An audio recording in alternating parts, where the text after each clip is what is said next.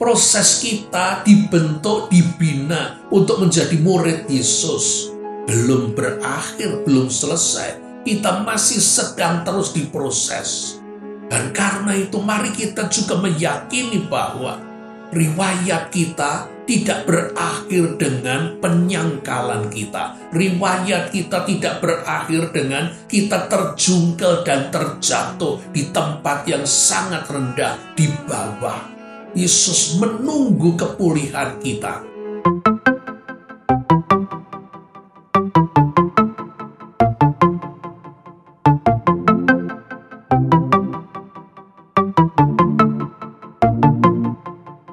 Shalom Bapak Ibu, Saudara-saudari, selamat bertemu kembali bersama dengan saya dalam seri Walking with God. Saya masih melanjutkan seri tokoh Simon Petrus, ini bagian yang keempat. Saya akan mengambil bacaan dari Markus pasal yang ke-14, ayat 26 sampai dengan 31. Saya gabungkan dengan Lukas 22, ayat 24 sampai dengan 27, lalu 31 sampai dengan 34. Mari sebelumnya kita berdoa terlebih dahulu. Ya Tuhan yang kami kenal, kami sembah di dalam diri Tuhan Yesus Kristus. Tuhan yang menjadi guru bagi setiap kami yang mau datang menyerahkan diri kepada Tuhan. Tuhan yang sedang terus menuntun kehidupan kami, supaya kami semakin mengenal Tuhan, tetapi juga supaya kami ikut serta dalam karya Tuhan, melakukan apa yang Tuhan percayakan kepada setiap kami. Karena itu apabila kami sekali lagi membaca, belajar dari kitab suci, tolonglah kami ya Allah Roh Kudus. Berilah kami hikmat, berilah kami pengertian, pewahyuan, supaya kami dapat menemukan kebenaran tentang Tuhan, tetapi juga tentang diri kami sendiri. Tolonglah Allah yang menjadi perantaraan firman, layakkan, kuduskan, dan mampukanlah Ia berkata-kata seturut dengan kehendak Tuhan, tetapi juga agar kata-katanya dapat kami ikuti dan kami mengerti. Mari Tuhan berfirmanlah, oleh karena kami bersedia untuk mendengarkannya. Di dalam nama Tuhan kami yang hidup, Guru kebenaran kami, Tuhan Yesus Kristus, bagi kemuliaan Allah Bapa, di dalam karya Roh Kudus, kami berdoa dan memohon. Terima kasih. Amin. Mari kita membaca terlebih dahulu dari Markus pasal yang ke-14. Markus pasal yang ke-14 ayat 26 sampai dengan 31 yang dituliskan demikian. Sesudah mereka menyanyikan nyanyian pujian, pergilah mereka ke Bukit Zaitun. Lalu Yesus berkata kepada mereka, "Kamu semua akan terguncang imanmu, sebab ada tertulis, aku akan memukul gembala, dan domba-domba itu akan tercerai-berai. Akan tetapi sesudah aku bangkit, aku akan mendahului kamu ke Galilea." Kata Petrus kepadanya, "Biarpun mereka semua terguncang imannya, aku tidak." Lalu kata Yesus kepadanya, "Aku berkata kepadamu, sesungguhnya pada hari ini, malam ini juga, sebelum ayam berkokok 2 kali, engkau telah menyangkal aku 3 kali." Dan dengan lebih bersungguh-sungguh Petrus berkata, "Sekalipun aku harus mati bersama-sama engkau, aku tidak akan menyangkal engkau." Semua yang lain pun berkata demikian juga. Mari kita gabungkan dengan Lukas pasal yang ke-22, ayat 24 sampai dengan 27, 31 sampai dengan 34. Terjadilah juga pertengkaran di antara murid-murid Yesus.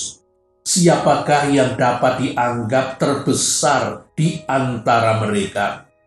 Yesus berkata kepada mereka, raja-raja bangsa-bangsa memerintah rakyat mereka, dan orang-orang yang menjalankan kuasa atas mereka disebut pelindung-pelindung.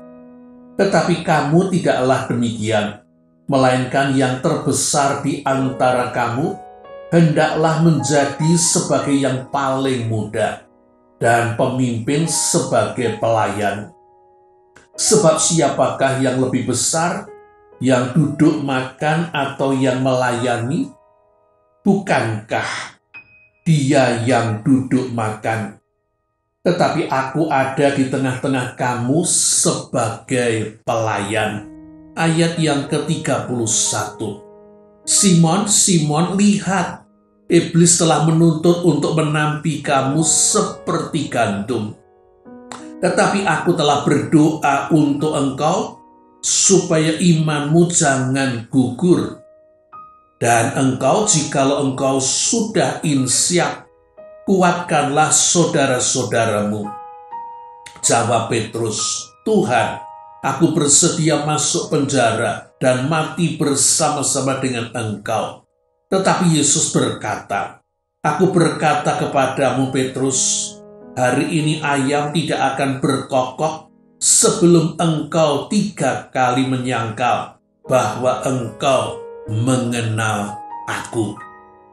Ibu, bapak, saudara-saudari yang dikasihi oleh Tuhan Yesus Kristus, mengikuti perjalanan Tuhan kita ke salib mendatangkan perasaan yang sedih.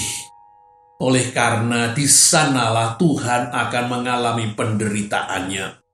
Bacaan kita berkaitan dengan hal itu. Dan jikalau saya boleh mengawali dengan memberikan beberapa pertanyaan awal.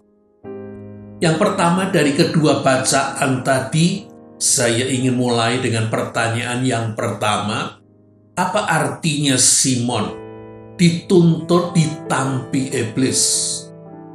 Yang kedua, mengapa Yesus membiarkan Simon jatuh? Dan yang ketiga, adakah hal positif dari kejatuhan Simon? Mari kita mencoba untuk melihat apa yang dikisahkan di dalam bagian-bagian firman Tuhan kita ini.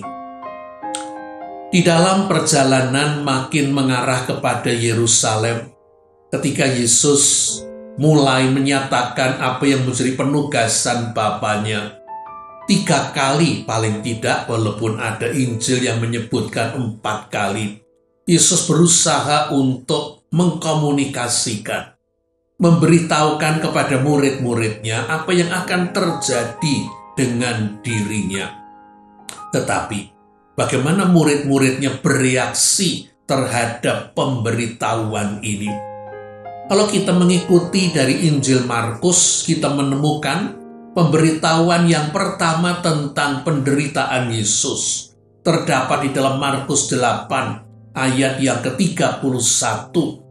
Yesus memberitahukan bahwa ia harus menanggung banyak penderitaan dan ditolak oleh tua-tua, imam-imam kepala, dan ahli-ahli Taurat, dan dibunuh dan bangkit sesudah 3 hari. Dan kita tahu reaksi Petrus pada waktu itu segera menarik Yesus ke samping dan menegurnya, supaya apa yang dikatakan Yesus itu supaya tidak terjadi. Pemberitahuan tentang penderitaan Yesus yang kedua muncul di dalam Markus pasal yang ke-9 ayat 31. Di sana rumusannya sedikit berubah. Yesus memberitahukan bahwa anak manusia akan diserahkan ke tangan manusia dan dibunuh, dan sesudah 3 hari akan bangkit. Markus 9 ayat 31. Dan murid-murid tidak mengerti apa yang Yesus katakan dan maksudkan. Tetapi mereka tidak bertanya. Dan bahkan kemudian ayat selanjutnya, Markus 9 ayat 32 dan 33.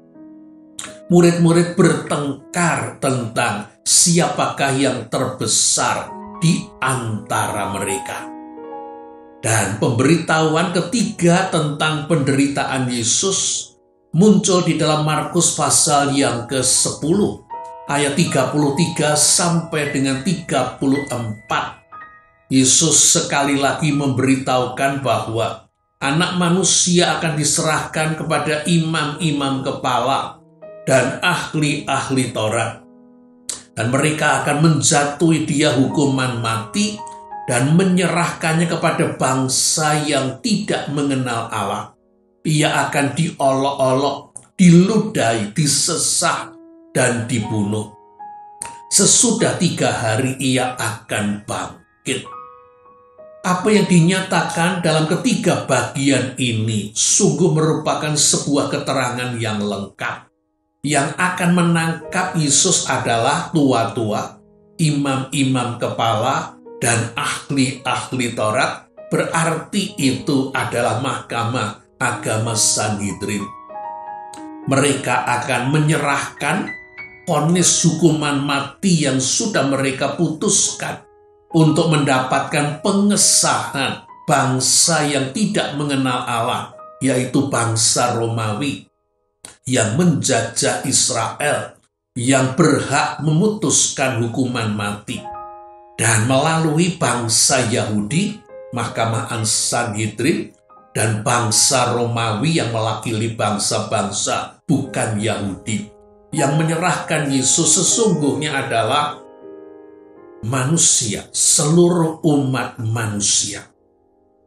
Pada bagian yang ketiga ini, kalau bagian yang pertama Petrus yang bereaksi, pada bagian yang kedua murid-murid bertengkar tentang siapakah yang terbesar, dan pada bagian pemberitahuan yang ketiga ini, Yakobus dan Yohanes mendekati Yesus dan minta supaya mereka pada saat Yesus mulia diberi tempat di sebelah kanan dan sebelah kiri Yesus. Posisi utama, posisi kehormatan pertama dan kedua.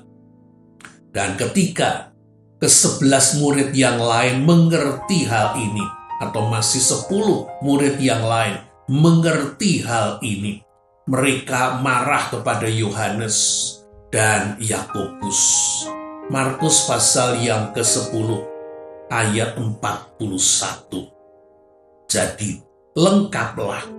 Yesus sang guru memberitahukan tentang apa yang akan ia hadapi, penderitaan, kematian, dan itu dilakukan oleh para pemimpin agama dengan memakai tangan penjajah Romawi.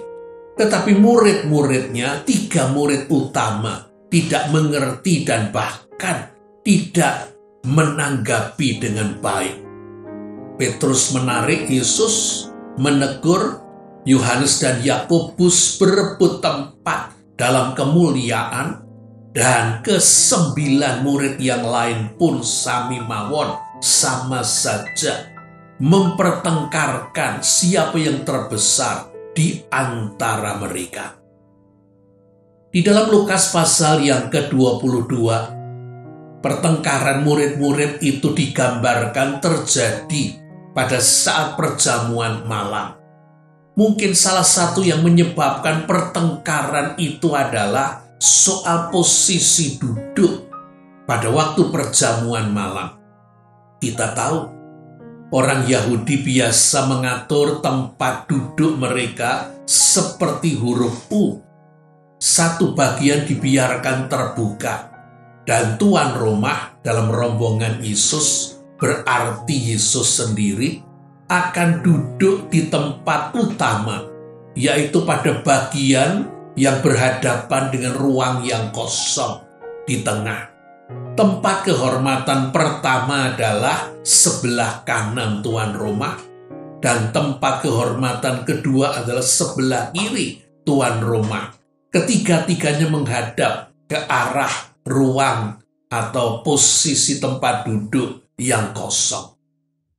Di dalam peristiwa malam itu sepertinya Yohanes duduk di posisi utama sebelah kanan Yesus dan Yudas Iskariot di sebelah kiri posisi yang kedua. Posisi yang ketiga adalah deretan di sebelah kanan Yesus, ujung paling depan yang dekat dengan tuan rumah, dan posisi kehormatan keempat adalah deretan sebelah kiri tuan rumah, bagian ujung paling depan yang dekat dengan tuan rumah. Demikian diatur selanjutnya. Dan bukankah Yohanes salah satu murid yang termasuk berusia muda? Mengapa dia duduk di tempat utama di sebelah kanan Yesus? Mungkin posisi tempat duduk inilah yang menimbulkan pertengkaran di antara mereka. Oleh karena masing-masing merasa berhak, masing-masing merasa mereka harusnya duduk di tempat yang lebih utama, tempat yang sebetulnya tempat terhormat. Murid-murid ini, baik ketiga murid utama maupun 9 murid yang lain, tidak mendengarkan gurunya, tidak menanggapi gurunya. Mereka tidak mengerti apa yang dikatakan Yesus, tetapi sekedar bertanya, menunjukkan empati dan simpati. Ternyata itu pun tidak mereka lakukan. Sebaliknya mereka ribut di antara mereka, mempertengkarkan, seolah-olah memperjuangkan hak mereka. Mereka berhak mendapat posisi yang terbaik. Sungguh menyedihkan apa yang dilakukan oleh murid-murid ini. Tetapi mungkin juga sungguh menyedihkan apa yang terjadi dalam kehidupan gereja, bahkan dalam kehidupan saya sebagai pendeta, maupun mungkin juga rekan-rekan pendeta yang lain. Para pemimpin gereja, para pendeta, bisa jadi mereka seringkali lupa posisi mereka sebagai hamba-hamba Tuhan, pelayan-pelayan Allah. Oleh karena mereka merasa menjadi pemimpin, oleh karena mereka merasa menjadi pendeta, apalagi sudah lama menjadi kepala, pemimpin, pendeta di tempat tersebut, merasa punya kedudukan, merasa punya kekuasaan. Dan bisa jadi apabila ada beberapa pemimpin, demikian juga ada beberapa pendeta, mereka akan merasa diri mereka berhak. Mereka akan berusaha untuk mendapatkan posisi yang utama. Bukankah para pendeta ternyata bersaing? Pasti hal ini tidak diucapkan maupun diakui dengan terus terang. Tetapi bukankah banyak cerita, jikalau ada lebih dari satu pendeta, jikalau ada lebih dari satu pemimpin, seringkali muncul di antara mereka saling iri, dan tidak ada yang mau mengalah. Bahkan seringkali terjadi pertengkaran dan berlanjut dengan hubungan yang tidak baik. Bahkan tidak jarang terjadi perang dingin. Tidak ada lagi tegur sapa di antara para pendeta dan pemimpin. Dan yang lebih buruk lagi adalah jikalau ada di antara mereka berusaha untuk menjatuhkan, menyingkirkan rekan sekerja, tetapi ternyata sudah mereka tempatkan sebagai saingan, musuh. Menyedihkan apabila para pemimpin gereja, para pendeta, pelayan-pelayan gereja milik Tuhan, tetapi tidak bertindak sesuai dengan kehendak Tuhan, karena merasa memiliki hak, memiliki kuasa. Sekian puluh tahun yang lalu saya mengamati kalau ketua komisi, katakanlah saja yang gampang, ketua komisi pemuda, ketua badan pelayanan muda, orang-orang muda, ketuanya senang olahraga, pasti komisi muda ini, kaum muda ini, program olahraganya maju. Kalau ketuanya senang melakukan paduan suara, olah vokal, pasti komisi pemuda ini. Program paduan suara, nyanyinya bagus. Demikian juga apabila ketuanya ini senang pelayanan sosial, maka program pelayanan sosial komisi pemuda ini akan maju. Dan bisa jadi yang seperti ini bukan cuma dalam level komisi, badan pelayanan, bisa juga terjadi dalam level kemajelisan. Jikalau ketua majelis atau pendeta utama dominan, maka yang terjadi adalah apa yang seperti selera, apa yang seperti keinginan, apa yang seperti interest sang ketua, pemimpin dan pendeta ini. Bukankah mestinya gereja itu melakukan kehendak Tuhan? Bukan melakukan kehendak para pendeta, bukan melakukan kehendak para pemimpin jemaat, bahkan juga bukan melakukan kehendak klasis maupun sinode. Karena gereja bukan milik pendeta, bukan milik pemimpin jemaat, bukan milik klasis, dan bukan milik sinode, tetapi milik Tuhan. Dan jikalau ada gereja-gereja yang ternyata atmosfer kepemimpinannya, suasana organisasinya seperti murid-murid pada waktu itu, saling berebut posisi, saling bersaing, saling merasa dirinya yang terbesar dan berhak. Bukankah kondisi sekarang sama menyedihkannya dengan dahulu? Bagaimana kondisi tempat ibu bapak saudara-saudari berjemaat? Mudah-mudahan tidak seperti yang saya ungkapkan ini. Bapak ibu saudara-saudari yang dikasihi oleh Tuhan Yesus Kristus, murid-murid tidak memberikan tanggapan yang seharusnya, yang memadai, mendengarkan Yesus, berusaha untuk mengerti Yesus dengan bertanya, menghibur Yesus, bertanya untuk lebih bisa mendapatkan pengertian tentang alasan Yesus. Tetapi mereka bertindak sesuai dengan keinginan mereka, menonjolkan ambisi mereka, menonjolkan keinginan mereka untuk menjadi yang terbesar. Dan menarik, ternyata Yesus tidak marah. Yesus tidak memarahi mereka. Alfred Adler, salah seorang bapak ilmu penyakit jiwa, mengatakan bahwa salah satu dorongan yang dominan dari setiap manusia sejak ia lahir adalah naluri untuk maju. Ambisi dapat digambarkan seperti sungai dengan aliran air yang sangat deras. Aliran sungai yang sangat deras ini bisa menghancurkan ladang-ladang. Tetapi juga aliran sungai yang deras ini, bila kemudian dibangun bendungan, bisa menjadi sangat berguna, baik untuk irigasi maupun untuk pembangkit tenaga listrik. Sesungguhnya ambisi itu netral.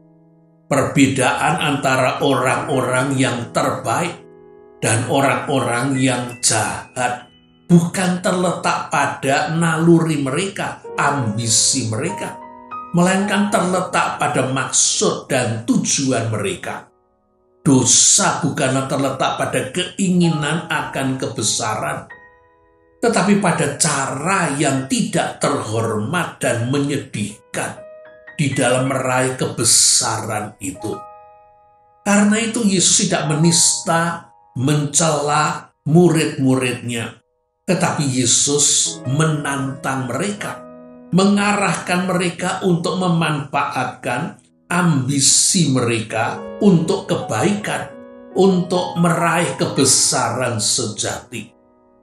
Yesus mengatakan, raja-raja dan penguasa-penguasa mementingkan kuasa dan kendali. Dan kita yang hidup di dunia modern pun mengerti bahwa kebesaran seringkali digambarkan sebagai kekuasaan, kekayaan, dan kemuliaan. Kemuliaan menurut ukuran dunia kita ini.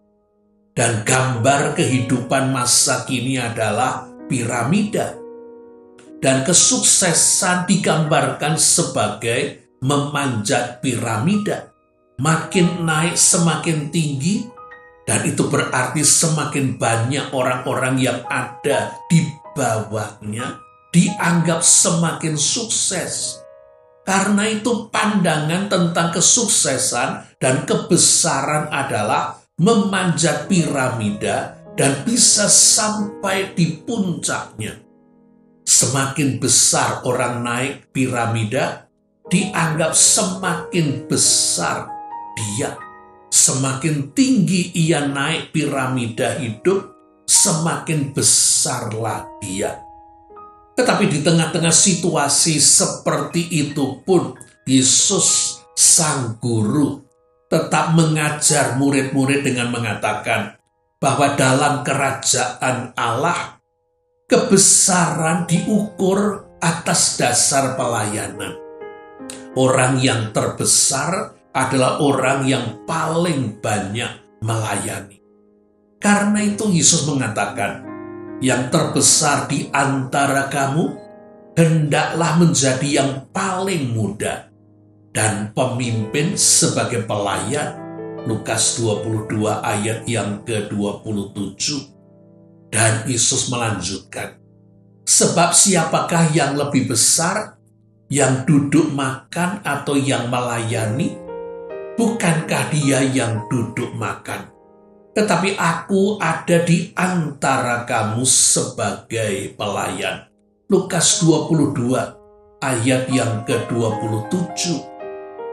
Sedangkan Markus di dalam Markus 10 ayat 43 sampai dengan 45 menuliskan kata-kata Yesus ini dalam bentuk yang menurut saya lebih jelas. Barang siapa ingin menjadi besar di antara kamu, hendaklah ia menjadi pelayanmu. Dan barang siapa ingin menjadi yang terkemuka di antara kamu, hendaklah ia menjadi hamba untuk semuanya. Karena Anak Manusia juga datang bukan untuk dilayani, melainkan untuk melayani dan untuk memberikan nyawanya menjadi tebusan bagi banyak orang. Kebesaran di dalam kerajaan Allah adalah soal pelayanan. Kebesaran di dalam kerajaan Allah ternyata bukan soal naik, tetapi justru soal turun. Bukan soal mengagungkan diri sendiri, tetapi soal bersedia untuk menjadi rendah hati, menempatkan orang lain lebih utama. Ibu, bapak, saudara-saudari yang dikasihi oleh Tuhan Yesus Kristus, Tuhan Yesus tidak menentang ketika murid-murid menyatakan ambisi mereka, walaupun mereka mengungkapkan pada saat yang sesungguhnya salah. Tetapi Yesus walaupun sedang berjalan ke arah Yerusalem dan sudah melihat bayang-bayang penderitaan, dia tetap guru yang memakai segala situasi untuk mengajar murid-muridnya. Dan saat itulah dia mengajarkan kebesaran yang sejati adalah bersedia untuk melayani, bersedia untuk menjadi rendah hati, bukan menonjolkan diri, memanjat piramida. Seolah-olah di tangan Yesus, piramida yang semua orang berusaha untuk memanjat naik, dibalikkan. Sehingga kebesaran di dalam kerajaan Allah bukan soal naik, tetapi soal turun. Dan Yesus adalah teladan utamanya. Ibu bapak, saudara-saudari yang dikasihi oleh Tuhan Yesus Kristus, menyadari waktu yang semakin singkat yang Yesus miliki untuk mempersiapkan murid-muridnya. Yesus kembali menegaskan di dalam Markus 14 ayat 27 dan 28, kamu semua akan terguncang imanmu, sebab ada tertulis, aku akan memukul gembala, dan domba-domba itu akan tercerai-berai. Akan tetapi sesudah aku bangkit, aku akan mendahului kamu ke Galilea.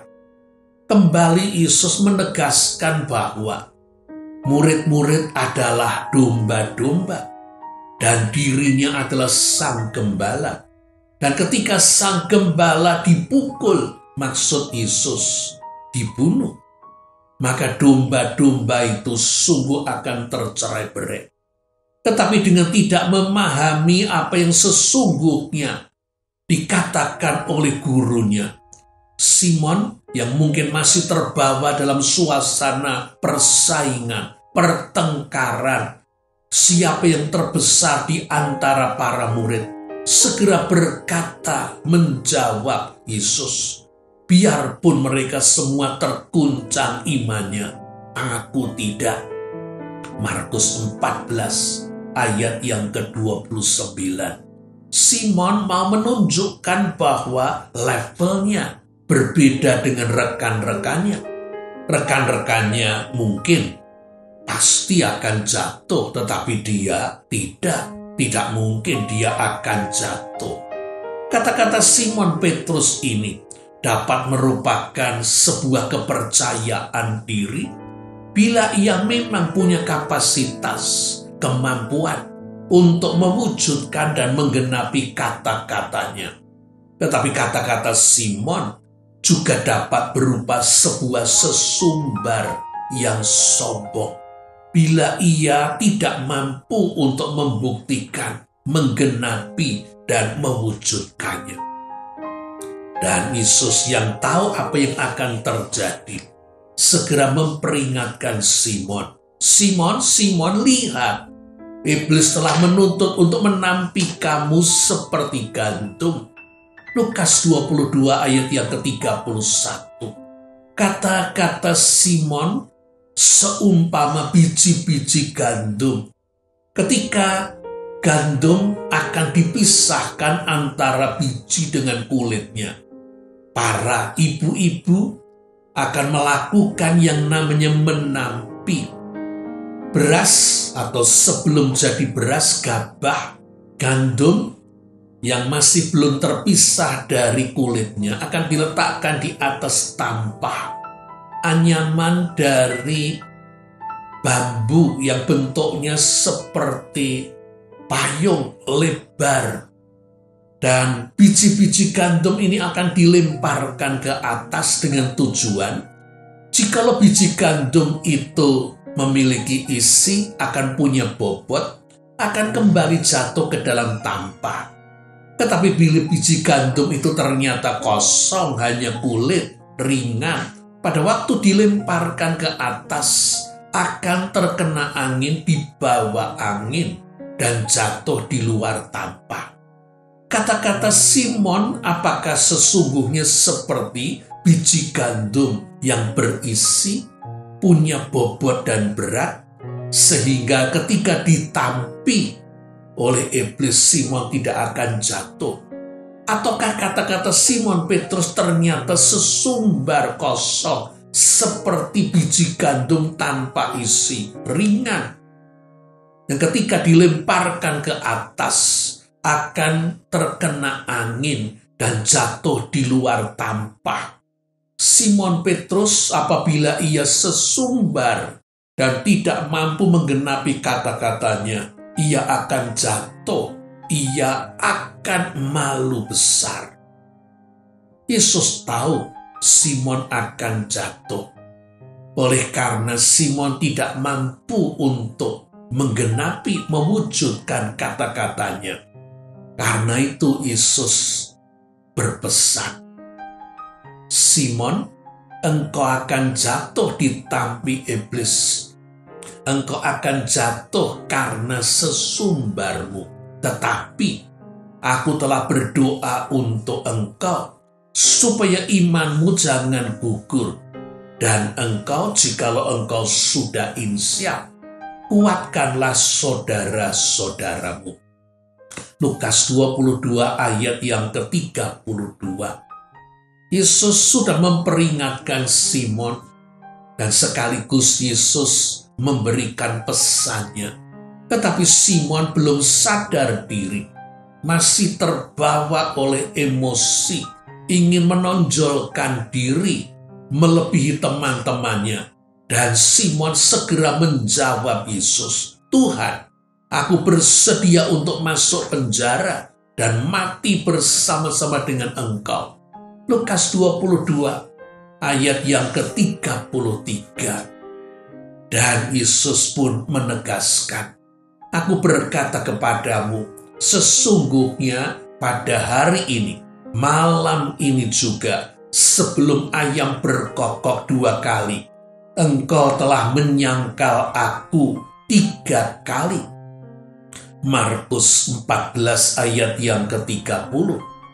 Mungkin secara bergurau saya bisa mengatakan, ayam saja baru berkokok 2 kali, tetapi Simon Petrus sudah berkokok 3 kali. Simon akan 3 kali menyangkal kalau ia mengenal Yesus. Pada waktu ayam berkokok 2 kali. Ibu, bapak, saudara-saudari yang dikasihi oleh Tuhan Yesus Kristus, benar ada perbedaan kecil antara Markus dan Lukas. Oleh karena di dalam Markus dikatakan sebelum ayam berkokok 2 kali. Sementara di dalam Lukas 22 ayat yang ke-34 dituliskan, aku berkata kepadamu Petrus, hari ini ayam tidak akan berkokok sebelum engkau 3 kali menyangkal bahwa engkau mengenal aku. Yang satu mengatakan ayam berkokok 2 kali, yang satunya mengatakan ayam belum berkokok. Tetapi bukankah perbedaan kecil ini bukan perbedaan yang sangat substansial, yang menentukan isinya? Oleh karena yang mau dinyatakan oleh Yesus adalah Simon Petrus akan menyangkal 3 kali. Kapanpun itu, apakah sesudah ayam berkokok 2 kali, ataukah sebelum ayam berkokok? Merasa diragukan oleh gurunya, Simon dengan lebih sungguh-sungguh mencoba untuk meyakinkan gurunya. Sekalipun aku harus mati bersama-sama dengan engkau, aku takkan menyangkal engkau. Dan kali ini, murid-murid yang lain pun juga berkata seperti itu. Markus 14 ayat yang ke-31. Simon Petrus dan ternyata juga murid-murid yang lain berkata tidak akan menyangkal Yesus, bersedia untuk mati bersama dengan Yesus. Sekalipun harus mati, tidak akan menyangkal. Tetapi ketika situasi berubah 180 derajat dari kesyahduan suasana perjamuan malam menjadi hiruk pikuk huru hara besar di Taman Getsemani, ketika Yudas bersama dengan para pemimpin agama disertai dengan para pengawal bait suci, banyak yang membawa tongkat pentung, dan lebih banyak lagi prajurit Romawi yang membawa pedang datang untuk menangkap Yesus. Petrus dan murid-murid yang lain ternyata menjadi ketakutan. Dan kemudian mereka melarikan diri, meninggalkan Yesus. Petrus ternyata takut ditangkap bersama dengan Yesus. Kata-katanya ternyata kosong belaka. Ia lari meninggalkan Yesus, sehingga Yesus sendirian ditangkap dan dibawa ke rumah imam besar. Tetapi Petrus untuk lari bersama dengan teman-temannya, ia juga malu karena ia sudah sesumbar akan menderita, bersedia mati bersama dengan Yesus. Karena itu dia memutuskan untuk mengikuti rombongan yang membawa menangkap Yesus dari jauh sampai ke rumah imam besar. Dan bahkan Simon ikut duduk di halaman bersama dengan para pengawal di sekitar api unggun. Markus 14 ayat yang ke-54.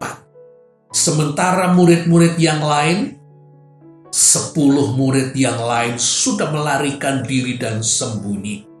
Simon ada di halaman rumah imam besar, di antara para pengawal yang tadi menangkap gurunya Yesus. Tetapi justru karena Simon berada di halaman rumah imam besar, seorang pelayan perempuan mengenali dia dan menyatakan bahwa dia adalah rombongan Yesus, murid Yesus. Dan Simon menyangkal. Itu yang pertama, Markus 14 ayat yang ke-65. Dan Simon kemudian bergeser ke serambi muka, mungkin dekat dengan pintu keluar ke arah jalan. Tetapi di sana pun 2 kali Simon dikenali dan dia menyangkal. Dan bahkan yang terakhir dia menyumpai dirinya sendiri kalau dia ternyata mengenal Yesus.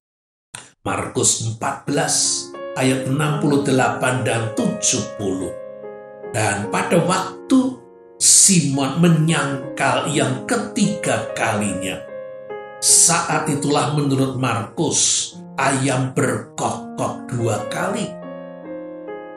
Dan menurut Lukas, pada saat Simon menyangkal yang ketiga kali, ayam pun kemudian berkokok. Dan Yesus berpaling memandang ke arah Simon. Dan oleh karena Yesus memandang dan Simon mendengar suara ayam berkokok, ia ingat akan kata-kata gurunya. Ia sadar, ia sudah gagal. Ia sudah menyangkal Yesus, bahkan sampai 3 kali. Ia kemudian dengan terseduh-seduh, dengan menangis, meninggalkan halaman rumah imam besar. Ibu, bapak, saudara-saudari yang dikasihi oleh Tuhan Yesus Kristus, Simon mungkin terbawa persaingan dengan teman-temannya, ingin menonjolkan dirinya, mengucapkan kata-kata yang ternyata tidak mampu untuk diwujudkan, dipenuhi, digenapi. Simon kemudian gagal menunjukkan komitmennya.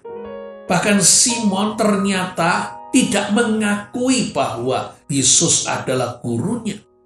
Simon menjadi malu. Simon menjadi sedih, tertekan, merasa dirinya sangat tidak berharga. Tetapi Yesus mengizinkan Simon mengalami situasi seperti ini. Demikian juga murid-murid yang lain mengalami situasi kegelapan ini. Bukankah Yesus sudah berusaha untuk mengkomunikasikan situasi ini?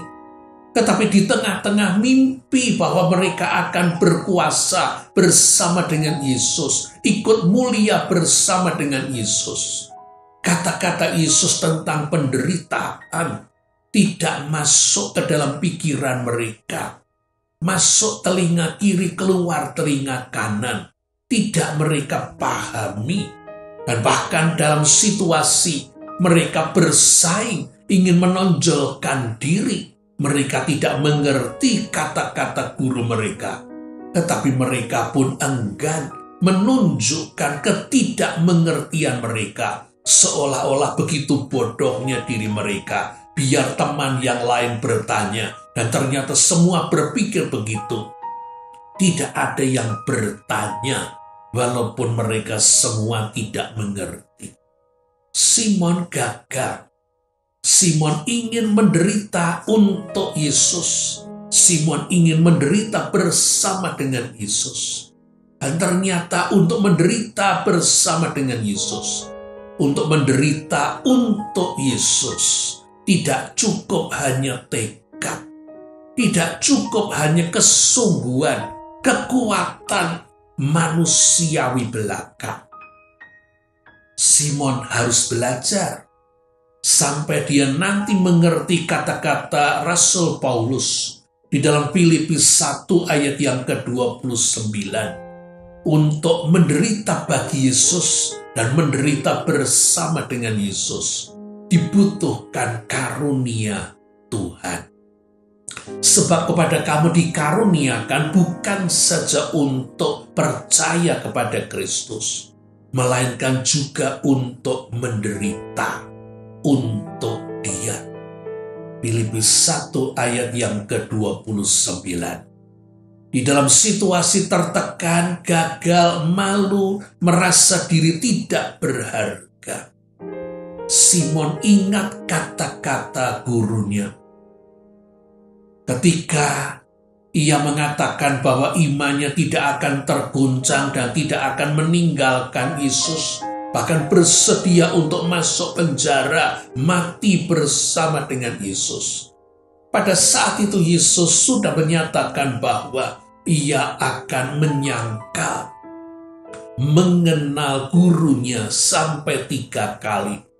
Tetapi sekaligus Yesus sudah mendoakan supaya imannya jangan gugur. Yesus sudah tahu bahwa ia akan menyangkal. Dan ternyata Yesus memaklumi.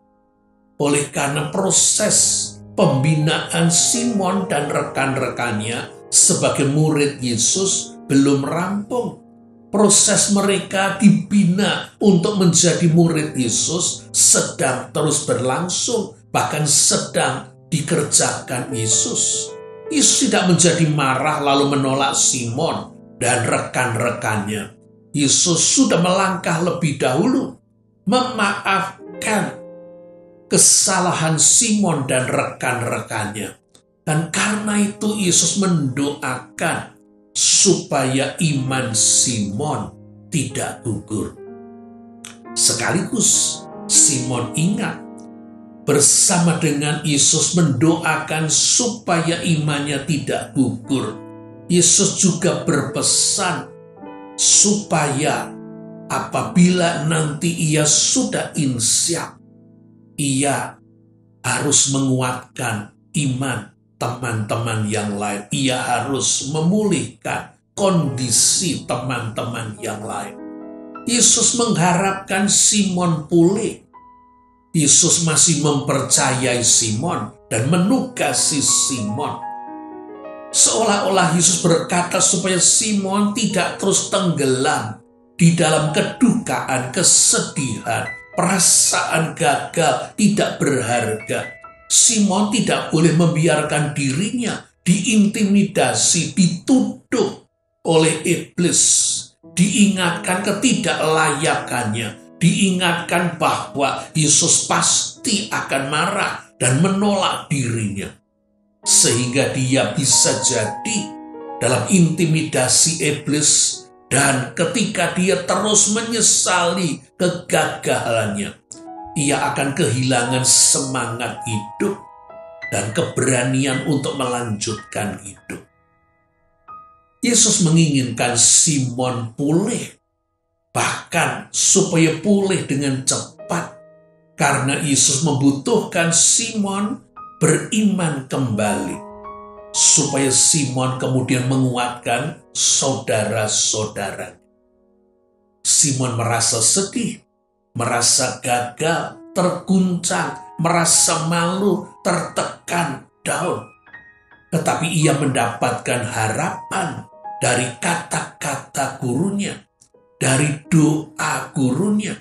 Ia memiliki pengharapan dalam penerimaan gurunya dan keyakinan gurunya yang tidak membuang dirinya, tetapi mengharapkan akan kepulihannya, dan karena itu mempercayainya walaupun ia sedang dalam keadaan gagal. Dan itulah yang menjadi pegangan Simon di dalam kegelapan hari-hari yang menakutkan karena Yesus yang kemudian disalibkan. Di dalam kegelapan ketika ia merasa dirinya begitu tidak berharga, melakukan hal yang begitu memalukan. Tetapi perenungan-perenungan Simon ditujukan untuk mengingat-ingat kembali kata-kata gurunya. Oleh karena dari sana ia mendapatkan pengharapan, kekuatan, dan bahkan ia kemudian menyadari bahwa ketika gurunya mengatakan tentang penderitaan, tentang akan dibunuh, selalu menyertakan kata-kata bahwa, tetapi pada hari yang ketiga, aku akan bangkit. Bahkan ketika penampakan Yesus berubah rupa di salah satu bagian Gunung Hermon, Yesus pun sambil turun dari Gunung Hermon berpesan, jangan kamu ceritakan penglihatan itu kepada seorang pun sebelum Anak Manusia dibangkitkan dari antara orang mati. Apa maksudnya ini? Benarkah riwayat gurunya tidak berakhir dengan ia dibunuh di atas kayu salib karena gurunya akan bangkit? Benarkah demikian? Mungkinkah gurunya yang sudah wafat akan bangkit? Lalu Simon ingat, bila gurunya mampu menghidupkan kembali Lazarus yang bahkan sudah meninggal 4 hari, bukankah sangat mungkin ia sendiri mampu untuk bangkit sesudah dibunuh, ataupun ia akan dibangkitkan oleh Allah dengan kekuasaan Allah yang besar. Makin Simon memikirkan hal ini dan merenungkannya, makin ia meyakini bahwa itulah yang dimaksudkan oleh Yesus, yang waktu-waktu yang lalu tidak ia pahami. Yesus akan hidup lagi, Yesus akan bangkit. Dan pemikiran ini, walaupun sepertinya hanya pemikirannya sendiri, seperti secuil dasar untuk berharap bahwa Yesus akan hidup kembali karena Yesus akan bangkit. Secuil pengharapan ini dipegang oleh Simon Petrus. Oleh karena itu berarti riwayat Yesus gurunya tidak akan berakhir dengan tragis di atas kayu salib. Dan riwayatnya tidak akan berakhir tragis dengan penyangkalan. Riwayat rekan-rekannya tidak akan berakhir tragis dengan melarikan diri, meninggalkan gurunya, dan mengucapkan komitmen palsu yang kosong, sesumbar yang memalukan. Memang penyangkalannya membuat Simon sedih, malu, tertekan, merasa diri tidak berharga. Tetapi sekarang Simon berpengharapan bahwa penyangkalannya bukan akhir dari riwayatnya. Dan inilah yang memberikan terang, harapan, kekuatan di tengah-tengah hari-hari yang gelap. Iman Simon tidak menjadi gugur. Iman Simon seperti yang didoakan gurunya, menjadi iman yang kokoh. Ia akan insyaf Dan pada saatnya Dia akan menginsyakan saudara-saudara. Ibu, bapak, saudara-saudari yang dikasihi oleh Tuhan Yesus Kristus, pernahkah saudara berhadapan dengan kegagalan? Mungkin itu dalam hubungan pernikahan, kegagalan sebagai seorang ayah atau ibu, lebih sering lagi mungkin kegagalan dalam pekerjaan, dalam usaha, atau mungkin kita pernah gagal dalam komitmen kita untuk setia kepada Tuhan. Gagal dalam komitmen kita untuk melayani Tuhan dengan benar. Kita ternyata tidak setia. Kita ternyata meninggalkan pelayanan kita. Kita menjadi batu sandungan. Kita mempermalukan Tuhan. Apakah Tuhan marah dan membuang kita? Belajar dari peristiwa Simon dan murid-murid, Yesus ternyata tidak marah. Proses kita dibentuk, dibina untuk menjadi murid Yesus belum berakhir, belum selesai. Kita masih sedang terus diproses. Dan karena itu mari kita juga meyakini bahwa riwayat kita tidak berakhir dengan penyangkalan kita. Riwayat kita tidak berakhir dengan kita terjungkel dan terjatuh di tempat yang sangat rendah di bawah. Yesus menunggu kepulihan kita. Oleh karena Yesus sudah berdoa untuk kita.